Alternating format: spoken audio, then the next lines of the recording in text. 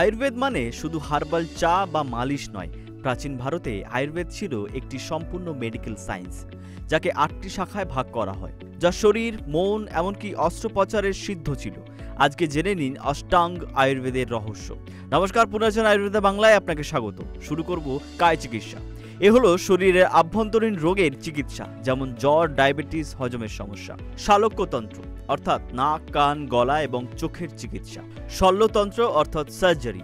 সুশ্রুত ছিলেন বিশ্বের প্রথম সার্জন। তিনি ভেঙে যাওয়া টিউমার অপসারণ, প্লাস্টিক সার্জারিও করতেন।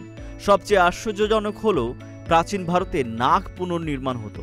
আঘাততন্ত্র অর্থাৎ বিষবিদ্যা। সাপ, বিচ্ছুর কামড়, বিষাক্ত গাছগাছড়ার চিকিৎসা, বিশেষ পদ্ধতিতে বিষকে ওষুধে রূপান্তর করা। ভূতবিদ্যা অর্থাৎ মানসিক রোগ চিকিৎসা। ডিপ্রেশন, সাইকোসিসের মতো মারাত্মক রোগের চিকিৎসা হতো এই পদ্ধতিতে। কৌমারভৃত্য, শিশুর পুষ্টি, টিকা, জন্মগত রোগ এই পদ্ধতিতে চিকিৎসা করা হতো। রাসায়ন, বার্ধক্য রোগ, ইমিউনিটি বাড়ানোর জন্য এই পদ্ধতি অবলম্বন করা হতো। বাজিকরণ, যৌন স্বাস্থ্য, বন্ধ্যাত্ব, শুক্রাণু বৃদ্ধির ক্ষেত্রে এই চিকিৎসা ব্যবহার হতো।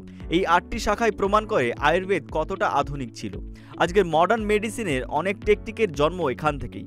চাইলে নিচে কমেন্ট করে জানান কোন শাখার ওপর ডিটেইলড ভিডিও চান। লাইক করতে ভুলবেন না।